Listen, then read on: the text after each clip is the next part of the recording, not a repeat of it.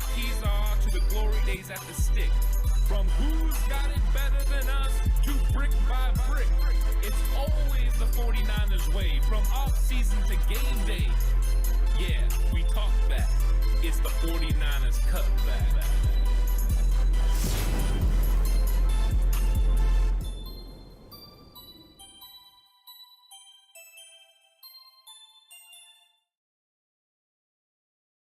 It's 49ers Cutback Podcast time. Welcome to the show.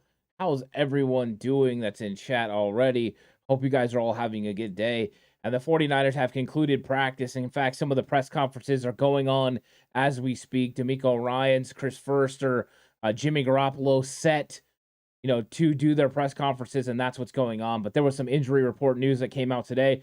But just like every Thursday, this is the Q&A episode. If you have questions, fill up that chat with those questions. Let's get into these conversations. Let's have these topics come up. I'm excited to talk about it. Everything 49ers is on the table, and I'm really, really excited to talk 49ers football. I hope you guys are all having a good Thursday. We got a game going tonight. An NFC West team is playing the Arizona Cardinals. We got the New Orleans Saints. So hopefully we get a Saints victory. Unfortunately, for anyone that's in the NFC West, I just want you to lose. And if you're playing each other, I hope you guys tie.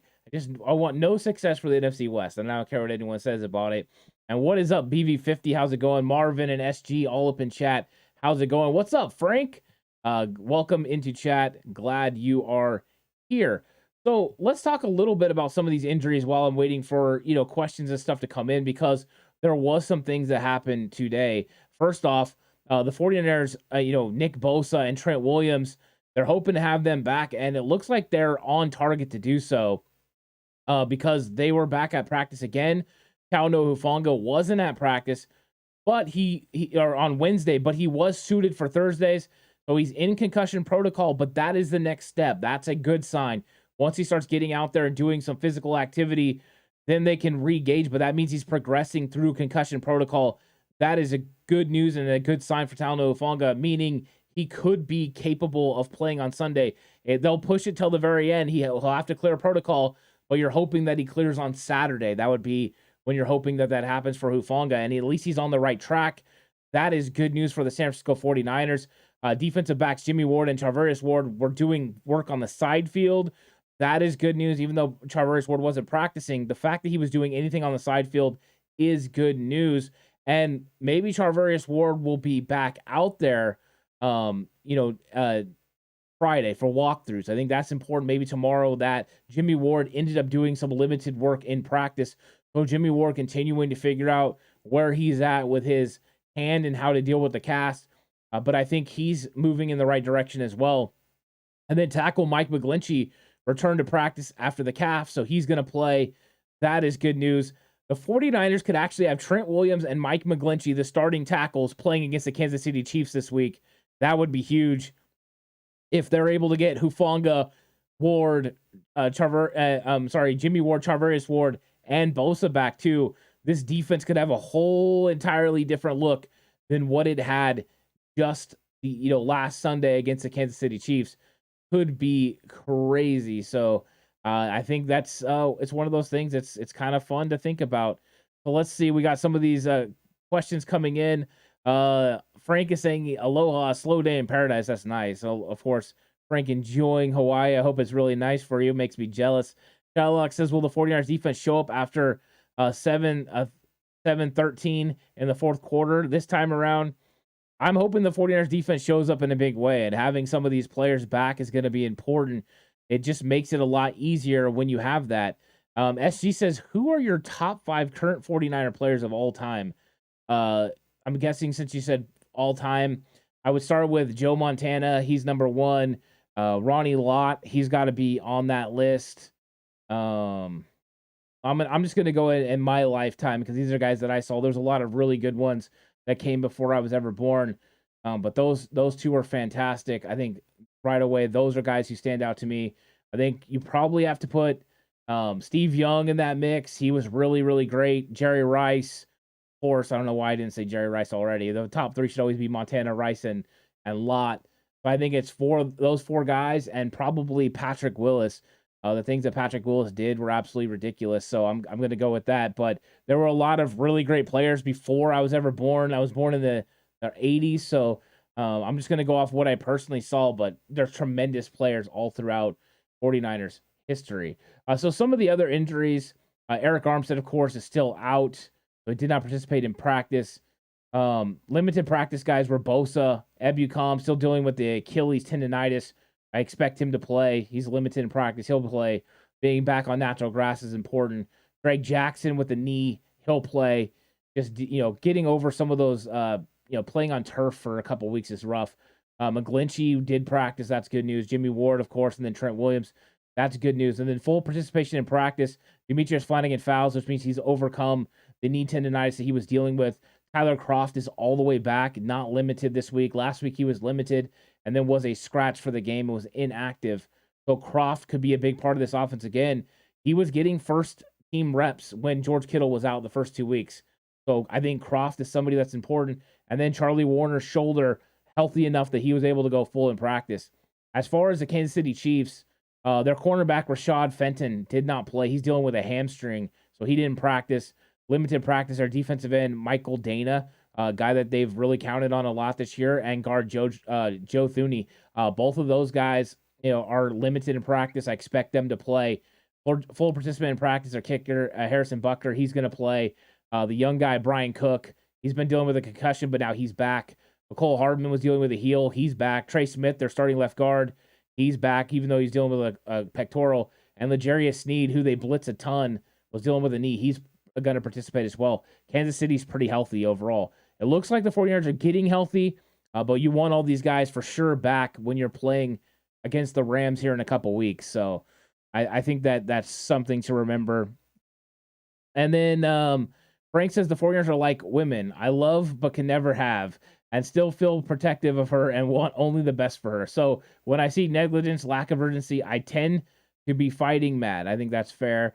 BV50 says, and I hope all is well with Alex. Yes, Alex is getting married this weekend, BV. So that's going on. I'm actually not going to be doing a reaction show on Sunday. He's getting married on Sunday, so I won't do a reaction show. I'll be at his wedding. I'm in his wedding. So, he's doing good. He's enjoying the festivities. He's already in full wedding mode. So I think he's going to be doing just fine, and he's doing well.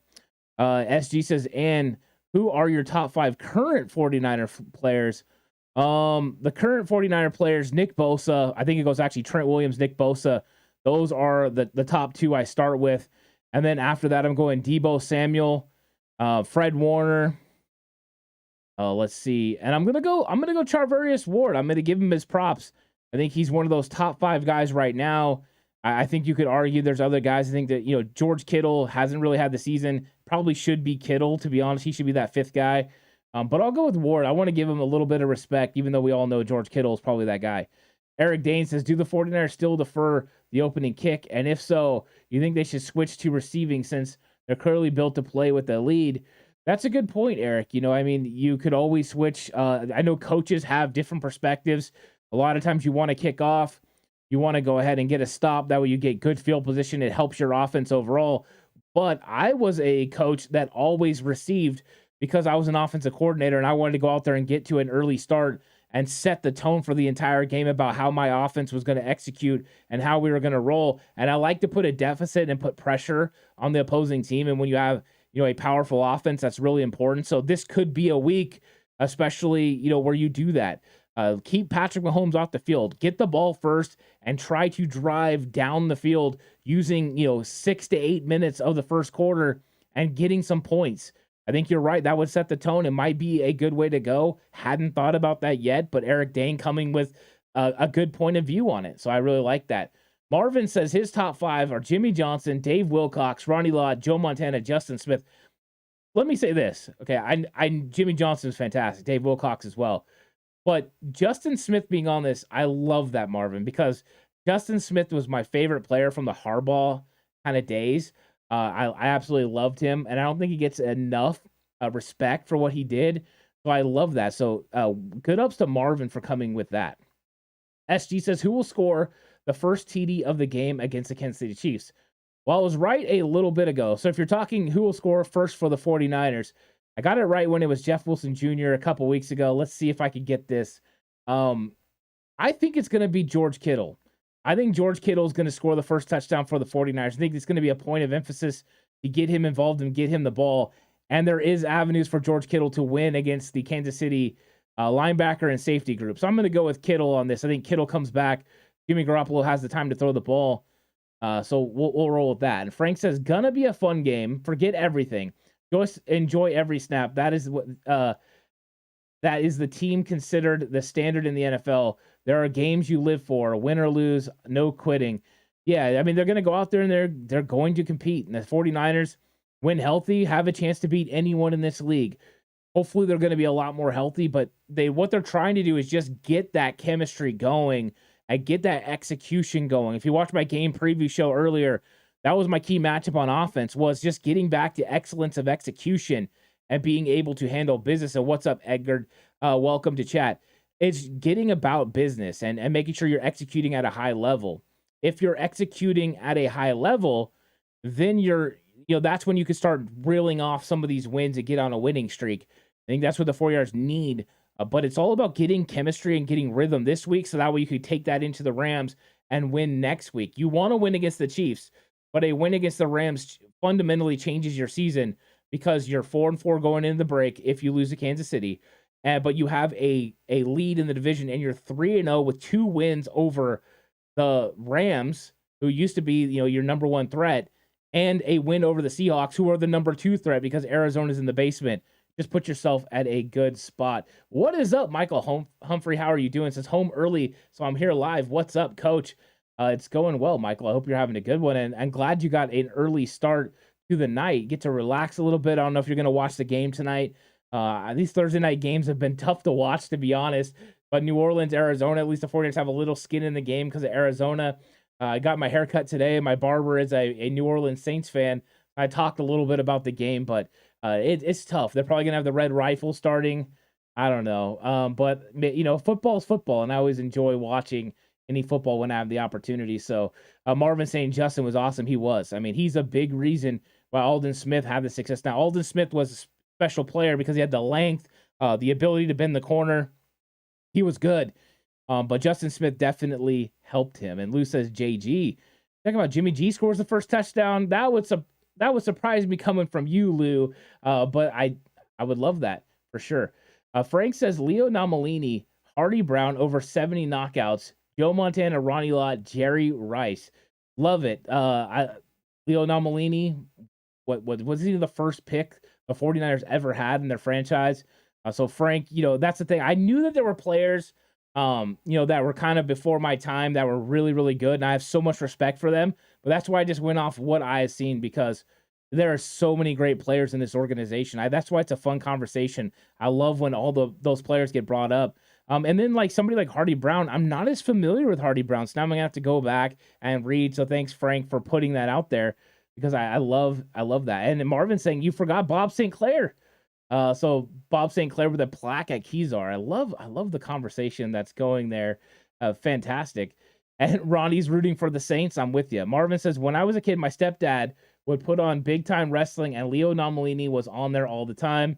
Gotta love Big Time Wrestling. I grew up a wrestling fan as well. I got my Brock Lesnar shirt on right here.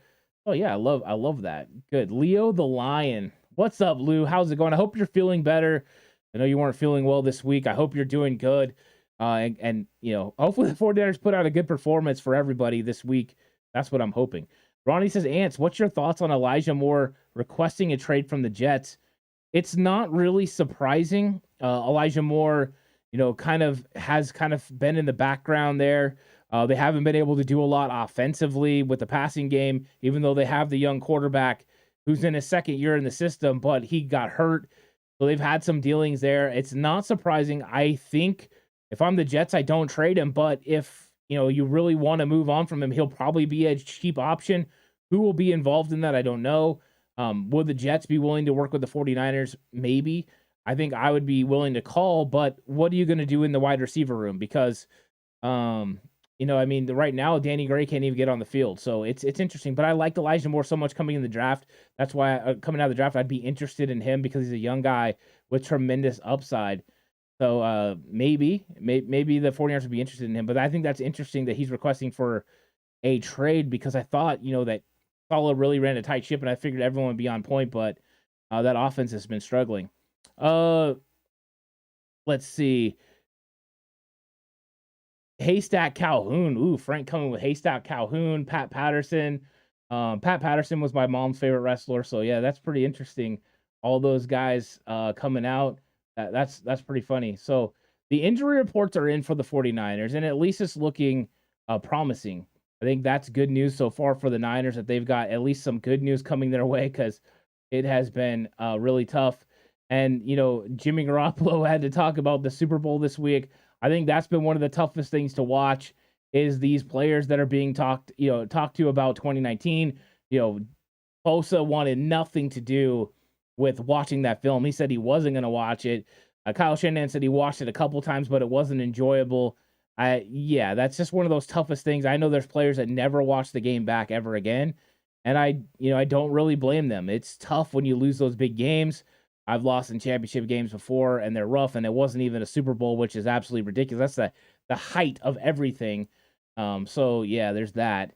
I think that's frustrating. And then, of course, there's the news this week, that they're celebrating the 2020 or 2012 San Francisco 49ers, and Jim Harbaugh is going to be there, but another tough loss in that Super Bowl. I think it's just one of those things you don't want to think about. But you know what? And good news, everyone. This Sunday is National Tight Ends Day. So we got National Tight Ends Day this week. That is good news. George Kittle will be hyped up. They'll be going. It'll be exciting. And then SG says, can we do a 49ers versus Chiefs post-game show on 10/23/22? I will be unable to do a post-game show on Sunday. I can't do a reaction show. I am going to be at a wedding, so I'm not able to do that. I am going to go live on Monday to give my reactions to the show, talk about it, break it down. Those are all things that are going to happen then. So Sunday will be the one time I haven't done a reaction show all year. Lou's talking about 18-man battle royal for first wrestling match. Well done. Those are some good ones, by the way. Everyone's going through, and I mean, a lot of really good wrestlers being mentioned in chat right now. Everyone's turning this Q&A into wrestling talk, which I think is funny. And Kane DR, I see what you did there with Hornswoggle.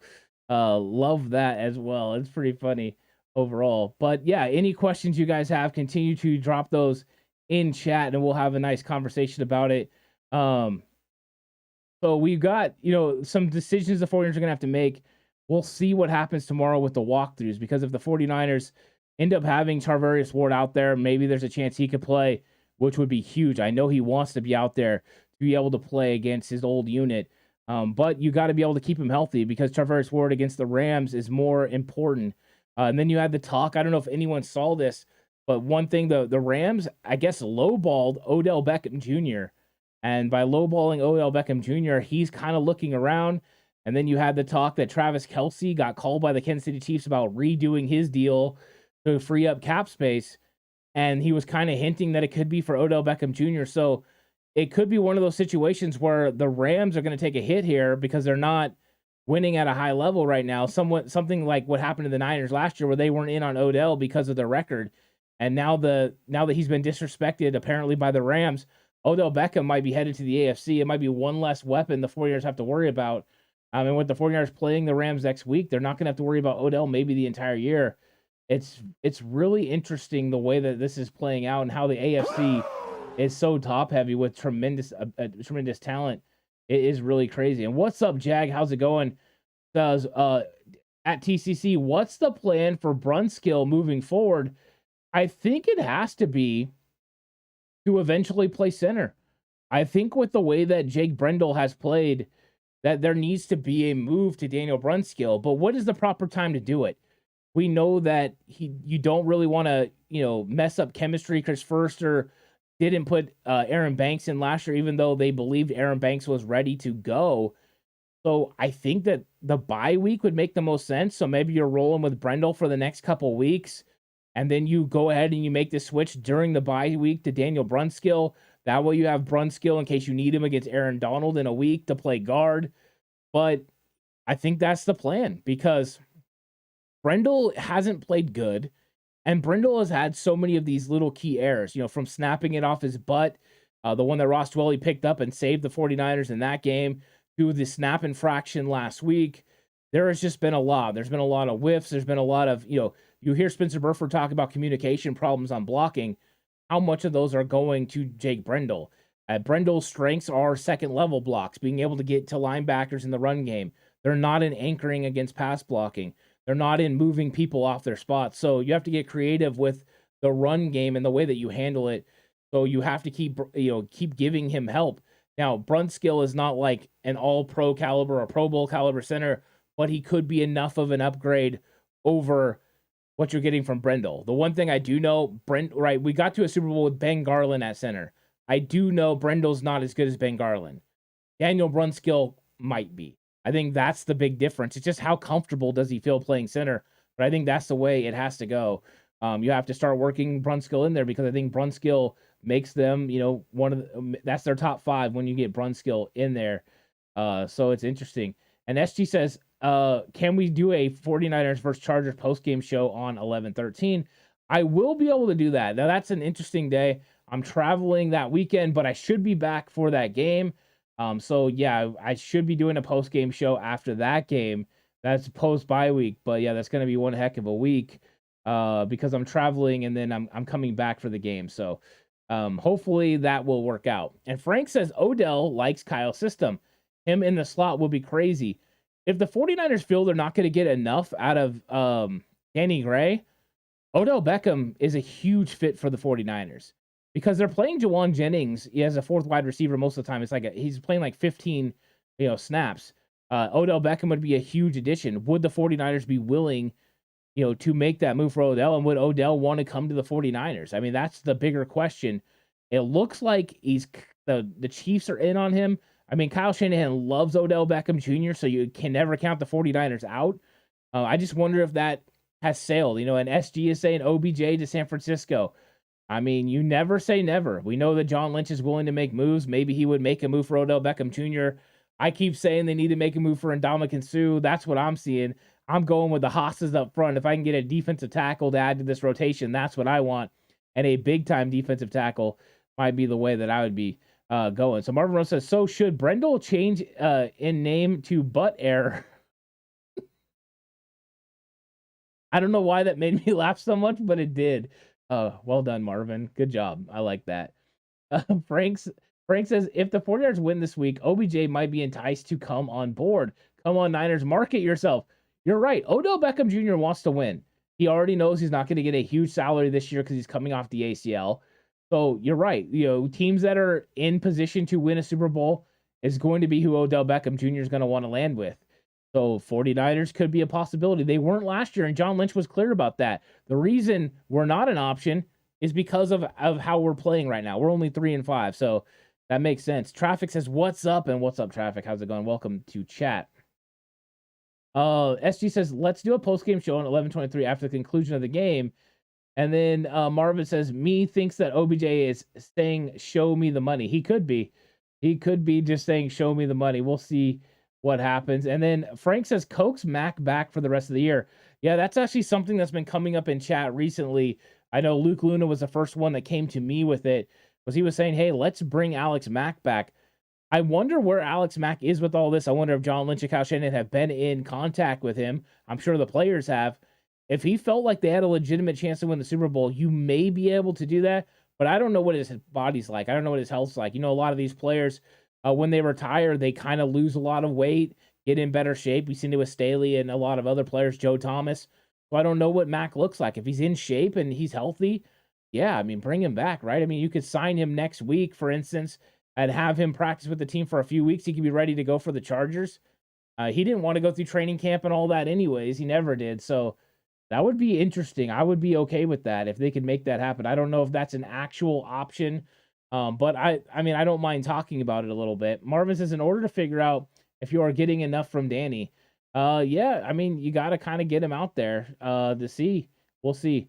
Let's see. KNDR says, I'm traveling that weekend.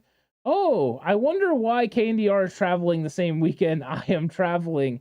Interesting. maybe I'll see you there, KNDR. We'll meet in the desert, if you know what I'm saying. Yeah, exactly. Me and KNDR are going to be at the same function on the same day. So yeah, we're both going to be traveling.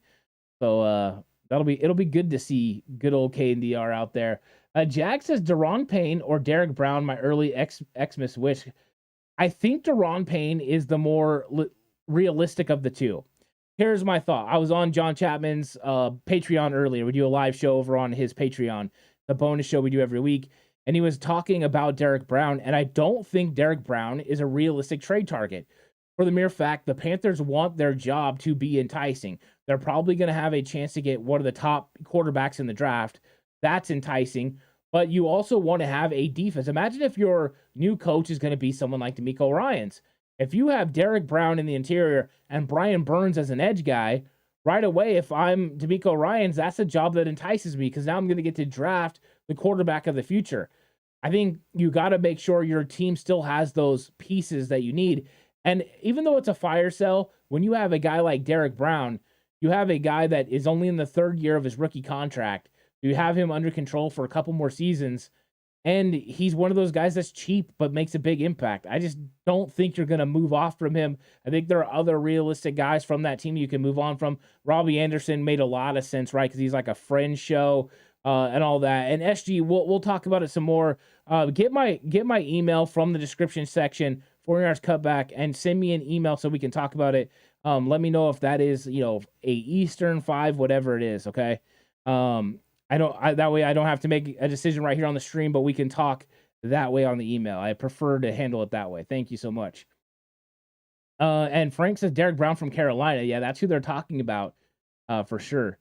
So Frank says vets hate training camp. They do. They really do. What's up, Paul? How's it going? Welcome to chat. Says one bright side to Lance's injuries. Hopefully by the end of the year, we'll have a solidified offensive line that has learned and communicated and worked together as a cohesive unit to protect him. That's true. And potentially they have, hopefully, a center of the future. They'll either re-sign Daniel Brunskill and it'll be him, or what I'm hoping is it'll either be Nick Sakiel or Jason Poe. And I think it's Nick Sakiel. I think the way they kept him, they want him to be that guy. So having him would be really important for this team. And moving forward, imagine if you had all those young cats together with Trent Williams. Now, there's going to be question marks at right tackle. Mike McGlinchey is going to be a free agent. Will he come back? Will the 49ers pay him, $16, $17, $18 million to come back? He deserves it in the run game, and he's played pretty good in the pass game as well. Are they willing to pay that for a right tackle? Don't know. They could be drafting a young guy, or they could use a Daniel Brunskill or somebody like that, a more journeyman type. That's a question mark. I think center and right tackle are question marks, but Burford, Aaron Banks, Trent Williams, that's nice chemistry, and hopefully a Nick Sakiel at center will make it a little bit easier. So the email is 49erscutback@gmail.com, SG. So 49erscutback@gmail.com. The desert. I live in a desert town. Yeah, we'll be in Arizona. We're going to be going to Tucson, Arizona. So that's where we'll be. Marvin says to Paul, Jimmy is saying, here, hold my beer. I like that. Yeah, for sure. Frank says, amazing that after 5 years of substandard pass blocking O-line, 26 on average, that this year finally pass protection is adequate. Jimmy better take advantage. It was never for him. He should take advantage of it. And, they're going to start moving the pocket even more and more. They're going to get this outside zone run game going, especially once Elijah Mitchell gets back. Just mark my words, the difference between this offense right now, the way it's constituted with the running backs they have, and once Elijah Mitchell gets in there, it's going to change. It's going to be pretty profound. And I think once he gets in there, Jimmy's going to be able to move the pocket. They're going to move defenders horizontally with the way that they run offense and play action off of that. And the offense is going to take a step forward, but they need that speed of Elijah Mitchell. His speed, vision, and power, it's a rare combination. Now, do I think he's an all-pro right now? No. But do I think he's one of those guys that would have rushed for close to 1,400 yards if he would have stayed healthy the whole year? I do. I just think he's that good. And from everything I saw from him at training camp, he has those capabilities. Paul says, could Sakiel be ready after the bye week? He might be. They've kept him inactive the whole time. And what's up, Shooter? And what's up, Spy Nick Danger? How's it going? But I don't know. We haven't got any looks on him. We haven't heard any coaches talking about him. No media members have asked Chris Foerster about Nick Sakiel. I thought, and I think to this point, I think he's going to redshirt the entire year. But I mean, if he was ready to go, that would be a nice time. I think coming out of the bye week's always a good time to make your subtle changes, and that one would make sense. I think it's more likely that it's Daniel Brunskill. I think the plan was always to draft a center that was eventually going to take over. They were interested in drafting Nick Sakiel last year. He didn't come out, so they drafted him this year. And I believe they thought when they signed Alex Mack to a 3-year deal that he was going to play for 2 of those years. And then the third year was going to kind of be the way that they stretched that money out. Thought that was always the plan. And then Mack retired early. I don't know how much of that is Mack retired because he was just done, he was getting married and all that, and how much of that was Alex Mack retired because he didn't really know if the 49ers were going to be championship caliber. I think those are things that I wouldn't know without talking to Alex Mack himself. So not sure. And so I think that's something here to remember. A shooter is enjoying work. That's awesome. Always enjoy when you're able to kind of relax at work even and take a little time to yourself. But overall, I think that's good news for the 49ers. And, we got guys progressing and coming back from injury. And hopefully some of these young guys, like you're talking about, will continue to develop because Jason Poe, was he a practice player of the week last week? Nick Sakiel, hopefully getting better. So the 49ers have young guys. And then we got to be very much encouraged with Jalen Moore. Jalen Moore had himself a really nice stretch. Now, I know Trent Williams might be back, but if you watch the Broncos game, those 7 plays, and you watch him now, there is absolutely no way you can think that Jalen Moore isn't at least a legitimate NFL player. And I think that's good news for the 49ers. It means they're coming up with more and more depth. That's good news. You need depth along this offensive line, and the 49ers have proven to have it. I mean, even when Blake Hance came in the game, I know they ended up going with Daniel Brunskill last week in the second half at right tackle, but Blake Hance came in, and the 49ers scored a touchdown on the drive he was in. That's good news. Having that depth and being able to overcome injuries is good. I mean, can the Rams overcome losing starting offensive line like No Boom? Can the Cardinals overcome losing Justin Pugh? I don't know. I don't know if they have the same kind of depth that the 49ers have, and I think that's important. And what's up, Fork Tall? How's it going? Been gone a bit, but back. Didn't I tell you Drake Jackson would be surprised in camp? LL, Jake Jackson did really good, so well done there. Really appreciate that, SG. I'll check out that email after the show. I really appreciate it. Got a super chat here, and then I'll go back to the questions from Jag. Says, respect your insight on O-line play. Jalen Moore, yeah, Jalen Moore has played well. I think he has changed so much. My honest belief, Jag, about Jalen Moore was that he was unprepared, and this is his own doing, but he was unprepared to play against the Broncos. Now, it's a tough ask anyway with who they got playing at edge rushers with Chubb, and the guys they got there. They're really, really good. So that was going to be difficult, but I think he thought, I got Trent Williams ahead of me. I got Colton McKivitz ahead of me. Like, no worries. And then all of a sudden, Trent Williams went down, and they called his number, and he went in, and he was unprepared. You could tell he didn't know what the pass rushers were going to do. He was not ready for that situation. I think they pulled him. McKivitz went in and did a good job, but he was prepared the next week to play. Chris Forster probably got on him a little bit. I'm sure he got on himself, and now he looks adequate. Can he still improve? Yes. I think this is a good sign for him. I'm looking forward to seeing what he's going to look like after the year, and these have been valuable snaps. Remember, Daniel Brunskill in 2019 was a young player. Once he started getting all those reps, he got a lot better too, so I think that is good news for the 49ers. Michael says, Ant, do you think the running game will improve if Kyle goes back to running back by committee instead of running Wilson 30 times? I think it's going to change a lot with Elijah Mitchell. I mean, I would prefer a running back by committee, running a couple of guys. I think TDP being back will be interesting.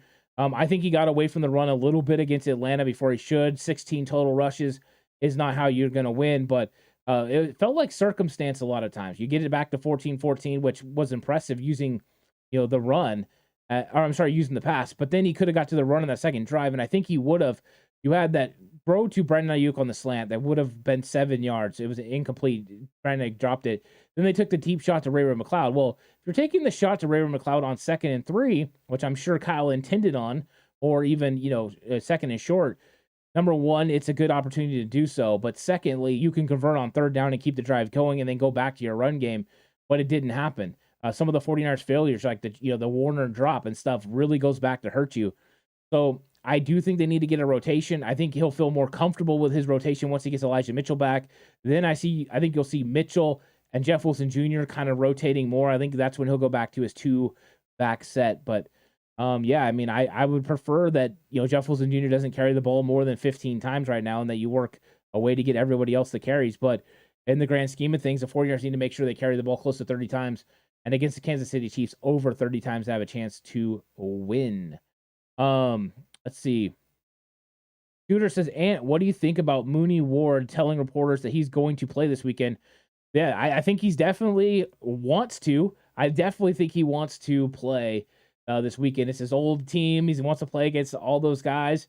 He wants to go prove that, hey, you should have paid me that money, and now I'm going to go in there and prove it. I think that's another motivation for Trent Williams. Remember, Kansas City was way in on Trent Williams, and Williams chose to come back to San Francisco. So I think there's motivation for those guys. I think these guys know how important winning football games is. And if you can get a big win over Kansas City and then beat the Rams, your season turns around huge. But you got to sometimes be cautious. And I think that's what the team has to do with Charvarius Ward. If he's going to be 100%, play him. If he's not, sit him and make sure he's ready to go for the Rams, because that game is more important than the Kansas City Chiefs game. All games are important, but division games against your division rival, and you can go up 2-0 in that. Those are the most important games for sure. We got the Chiefs coming through. What's up? I hope you're having a good day. It's going to be a fun game on Sunday. Your team is absolutely spectacular. So, yeah, it'll be good. Frank says, Ant, let's forget the uniforms and the names, team allegiances. As a coach, with 10 minutes to play, down 2 scores, do you personally go into hurry-up offense? No. So with down 2 scores, what I would do with 10 minutes is I run my normal offense. So I'm going to run my normal offense until it gets to about 4 minutes. So I want to score, with about a little over 4 minutes left. So you have 6 minutes there with 10 minutes to score a touchdown. That's what you're trying to do. Once it hits 4 minutes, you have to go into a hurry-up mode. So as soon as it hit 4 minutes, that's where you should be. Because you need to score before the 2-minute warning. If you score before the 2-minute warning, you have 4 times to stop the clock. 1 with the 2-minute warning and then 3 timeouts, which means at worst, you're down a score and you got the ball coming back to you if you get a stop on defense with at least 1 timeout. So that's how I'm handling it. That's what it's about. So 10 minutes, no, I'm not in hurry up. Once it gets to 4 minutes, absolutely I'm in hurry up because I need to score before the 2-minute warning. So that's just kind of how I go about it. BV says, Ant, I love the T.O. dancing with our mascot clip. Yeah, I love that one too. I always like when it plays. That's why I'm happy when people do stuff. I get to see it over there. It's fun. So I'm glad you really like that, BV. I like it as well. Let's see. Charvarius Ward over J.C. Jackson. Mr. Corey, you speak no lies. Because right now J.C. Jackson is struggling. And, the 49ers made a good choice. And I think that's a good decision. And Hefe saying, Ward was my dog. I love Ward. His interviews are fantastic. I don't know if you enjoyed his interviews. His interviews are fantastic. I love listening to him, but physical, gets after it. He's everything you want in a player. So very happy to have him in San Francisco. And I know he wants to play really bad. I don't know if he's going to be out there, but I kind of hope he is. Well, actually, I really hope he is. I just want him healthy for sure for next week. Frank says the last game was really decided up front. The defensive tackles for the 49ers were less than. Yeah, and you know what? Those guys are going to wear out. Hassan Ridgeway and Kevin Gibbons can hold up for so long. But that second rotation right now, you had Spence and you had Hyder. Hyder's undersized. He's not 300 pounds like he was last year for Seattle. He came in this year to play defensive end and is right around 280. That's a big difference. I think they're missing, if they had Kinlaw and Armstead and Ridgeway and Givens were coming in as a rotation, that defensive line would have been completely different. They would have been better run stopping. So I think that is one of the situations that the 49ers are running into, and why I keep saying, where can we find more D-line help? And I know they brought in T.Y. McGill, and I love them bringing in McGill. That made a lot of sense, and I'm hoping he's going to be able to help this team this week. We'll see if he's going to be elevated from the practice squad. Moses says, did you take a look at the blueprint that the Bills put out of the 49ers can execute? We can get them. I watched the game, so I went over, I break down the film every week for a scouting report video that I put over on Patreon of the team we're about to play. So I went through the all 22, broke down every single play of Kansas City versus the Bills. So yeah, I saw a lot of things that the Bills did well. And I think Kansas City has a blueprint against them. We've seen it from the Raiders as well, running the football, getting off the field that way, occupying the clock with your offense. I think those are the blueprints to keep Patrick Mahomes off the field. I mean, in my game preview show, I said the best defense is a good offense. Keeping those guys off the field is important. So, yeah, I think that's just how you go about it. And Frank says, "Thank you, and no problem." I just, that's the thing, right? It's just honest assessments about how I do it, and that's how I would coach. Whether it's whether people think it's right, wrong, or indifferent, that's just kind of how it is and how you approach it. I had no problems when it got to 4 minutes and Kyle didn't get things going at a rapid pace. I was like, oh no. That's when I looked over. I was watching the game with Horse, and I was like, come on, they got to get this thing going. Crazy. It will be interesting. Ward knows Mahomes really good. He does. But man, Mahomes, there was one play in this game against the Bills this week. He's rolling left, and it ends up getting called back. He has Valdez-Scantling running it, inside on a post, or it's like a skinny post slant to the inside, and he's rolling left, and he throws back across his body. It's one of the most ridiculous throws. It's freaking crazy. He finds an open window and gets it. I'm just like, how do you stop that? How do you stop that? I just don't know.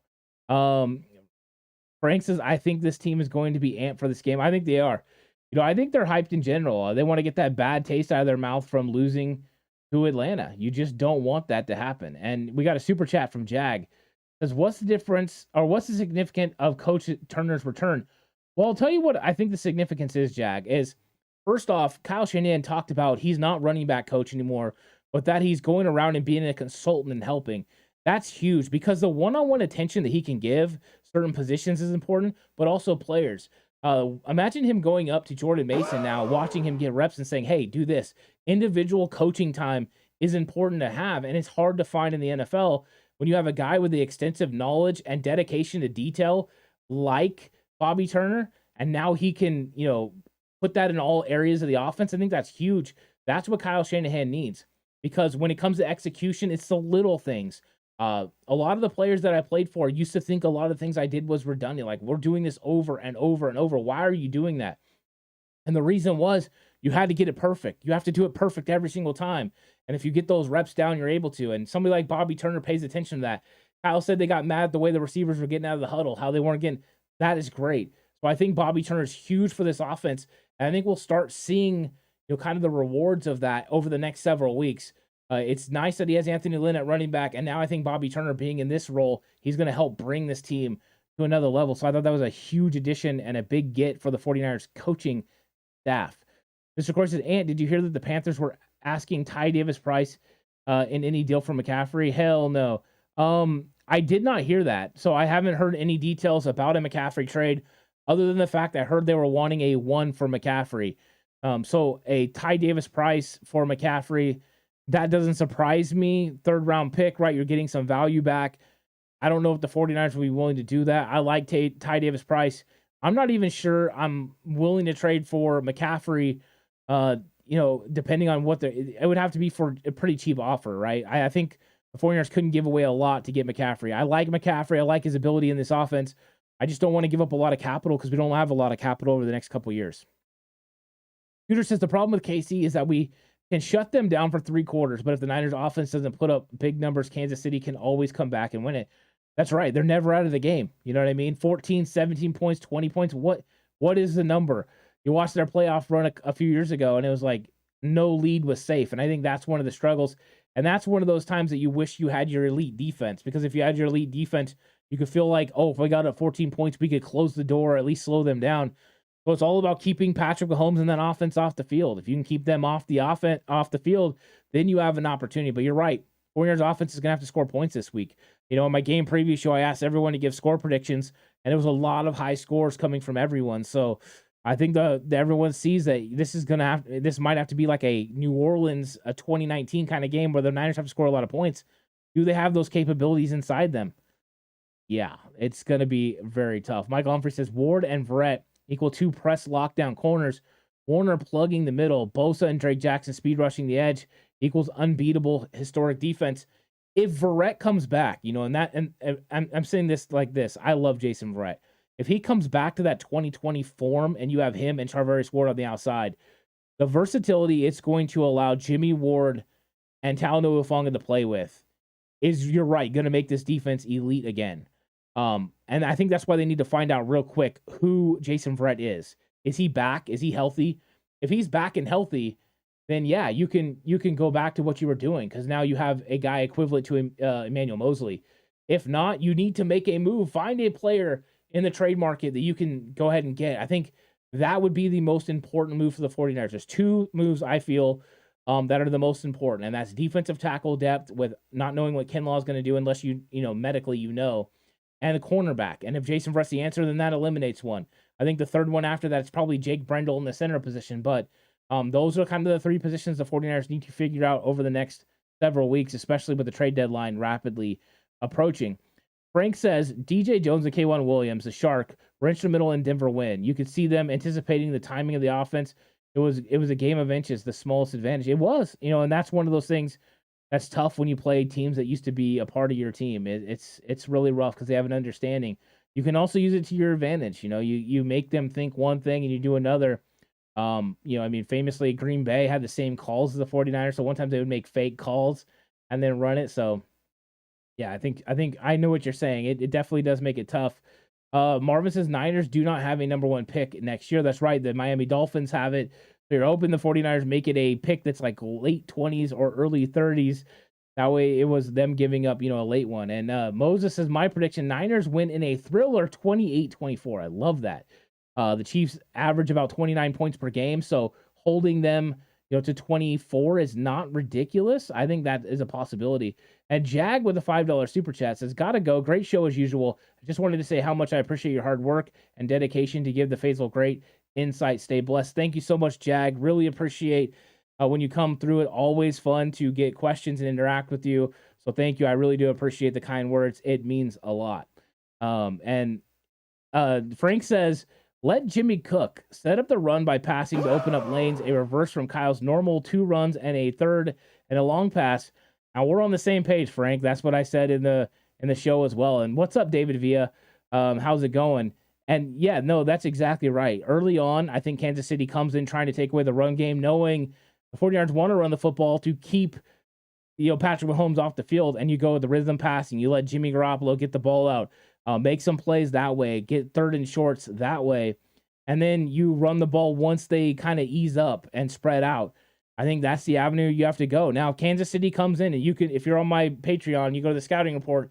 When Kansas City's in 2-deep zone, you can run the football in Kansas City. So anytime they're in 2-deep zone, I expect the 49ers to can the play to a run and run the ball at them. And if they come out in a single high safety, then you're going to look to throw. It's pretty easy reads there. Now, they do bring blitzes, so locate their blitzes. If they can come up with some timely screen passes off of those, whether those are tunnel screens or even just screens in general, the way they did to Carolina, the 49ers could take advantage of the aggressiveness of Kansas City and make plays. But, it's going to come down to calling the right plays at the right time. It's going to be tough. Because, of course, at this point, Kinlaw is a bonus. I'm just over him and expecting nothing. Yeah, Mr. Corey, that's something that David Campbell said in comments earlier today about Kinlaw and Verrett. And I think it's a fair assessment, right? Anything you get out of them now is just a bonus. You have to prepare for life without them, and then you're good. Frank says, in my humble opinion, they activate Verrett to avoid losing him for the year, but don't play him as much this weekend. I don't think they're going to play him a lot. The reason I think they're going to play him is because it's natural grass. You play him on natural grass. You play him a couple of series here and there. You evaluate his progress, see what you got. That way, you get him a little bit more in the Rams game. He gets a bye week to rest and get healthy, and then you play him again. I think that's when you finally go full shot as against the Chargers, and you see what you got there. But you have to find out before the trade deadline, and that's before the bye. So you need to find out over the next couple of weeks what you got there and whether you need to make a decision. Brad Jones says, has Armstead been ruled out of this game? Yeah, he's out of this game. He's not practicing. I think Kyle said earlier in the week he has a chance for the Rams, but if not, it'll be the Chargers. So, yeah. Frank says that's why they kept Jimmy, so that pick is in the back of the first round. Exactly. That's what could happen. You get to the playoffs, you push it down the line. I mean, imagine you traded up for Trey Lance. If those picks end up being late first round picks, I got to feel like at that point you're feeling like, okay, we did pretty good with that trade. If they were going to end up being top 10 picks, I think that's when you feel like you got mugged. But overall, I think that's pretty good.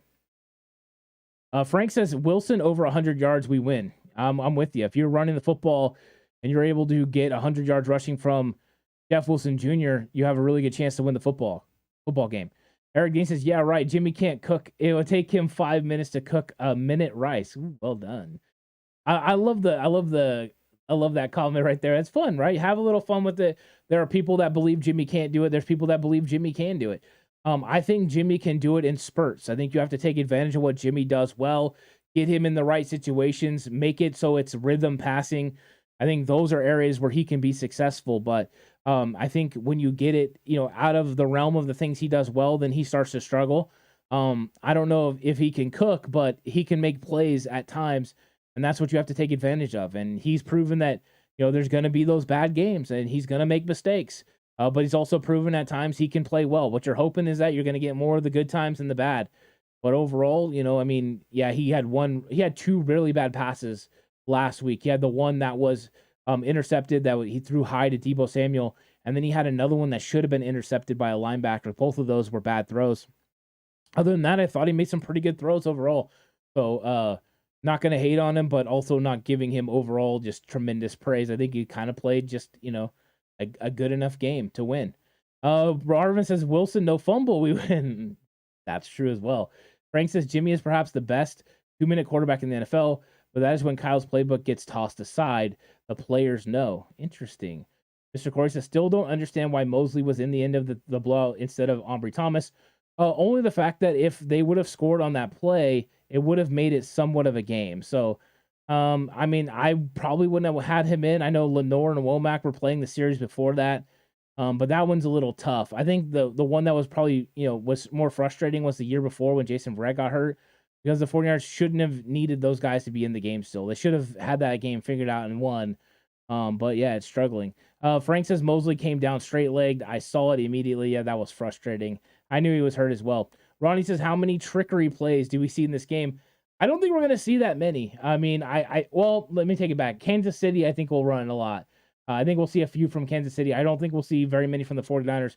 You call it reverse, a trickery play. Potentially that could be the case, but that's about it. All right, guys. Thank you guys so much for coming through this news update and Q&A. I really had a good time. Thank you all for coming through and checking it out. There'll be some stuff coming out tomorrow. Madden Simulation comes out tomorrow. It's a good game. That'll be a fun one for everyone to watch. Also, What's Good with Jay in the Bay comes out tomorrow. On Saturday, my What's the Game Plan video comes out. And then nothing for me on Sunday. I'm going to be at Alex's wedding, so I'm going to be doing that. There won't be no game reaction show, but I'll do something on Monday. We'll have the Ant Hill show on Monday, game reaction show on Monday. So come back through for all those. I really, really appreciate that. Hope you guys all have a good day. Thank you guys for coming through. Have a good night. Enjoy the game. Enjoy your weekend. And I'll see you guys next time. Until then, stay safe. And remember, the right way is always the 49ers way.